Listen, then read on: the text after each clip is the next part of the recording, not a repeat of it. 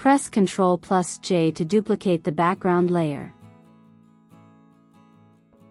Convert this layer to a smart object.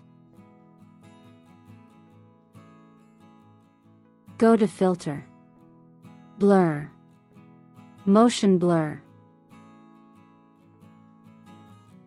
Adjust the angle and distance to your liking.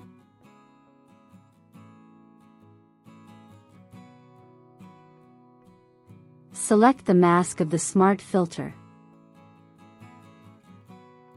and invert it. Select the brush tool. I use a soft round brush with a hardness of 0%. Make the foreground color white.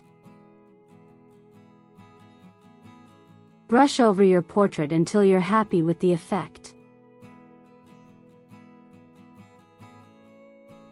Create a gradient map layer. Select or create a gradient.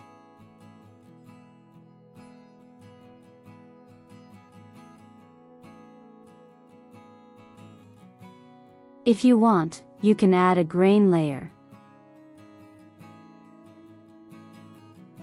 Adjust the settings to your liking.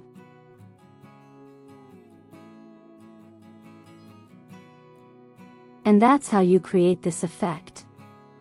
Check the link in the description for more Photoshop tutorials.